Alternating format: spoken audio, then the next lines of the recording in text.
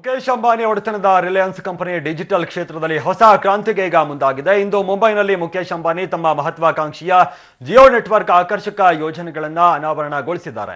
ಉಚಿತ ಕರೆ, ರೋಮಿಂಗ್ ಶುಲ್ಕ ರಹಿತ ಸೇವೆ ಹಾಗೂ 50 ರೂಪಾಯಿಗೆ 1 GB ಡಾಟಾ ಘೋಷಿಸುವಂತ ಮೂಲಕ ರಿಲಯನ್ಸ್ ಜಿಯೋ ಟೆಲಿಕಾಂ ಕ್ಷೇತ್ರದಲ್ಲಿ ಸಮರವನ್ನ ಸಾರಿದೆ. ಇನ್ನು ಕೇವಲ 2999 ರೂಪಾಯಿಗೆ ಜಿಯೋ ಸ್ಮಾರ್ಟ್ ಫೋನ್ ಅನ್ನು ಕೂಡ ರಿಲಯನ್ಸ್ ಸಂಸ್ಥೆ ಮಾರುಕಟ್ಟೆಗೆ ತರುತ್ತಂತೆ.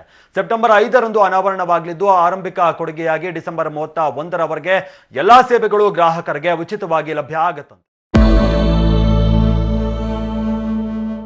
ನೇರವಾಗಿ ರಾಜಕಾಲುವೆ ಒತ್ತುವರಿ ತೆರವು ವಿಚಾರಕ್ಕೆ ಹೋಗ್ತಾ ಇದ್ದೀವಿ. ಈ ವಿಚಾರದಲ್ಲಿ ಉತ್ತರನ ಪೌರುಷ ತೋರಿಸಿದ ರಾಜ್ಯ ಸರ್ಕಾರ ಈಗ ಉಲ್ಟಾ ಹೊಡಿತಾ ಇದೆ. ಯಾರೇ ಇರಲಿ, ಎಷ್ಟೇ ಪ್ರಭಾವಿಗಳಿರಲಿ, ಯಾವುದೇ ಮುಲಾಜಿಲ್ಲದೆ ತೆರವು ಮಾಡ್ತೀವಿ ಅಂತ ಎದೆ ಬಡಿದುಕೊಂಡು ಮಾತನಾಡ್ತಾ ಇದ್ದ ಸರ್ಕಾರ ಇವತ್ತು ಡಬಲ್ ಗೇಮ್ ಅನ್ನು ಆಡ್ತಾ ಇದ್ದಾರೆ.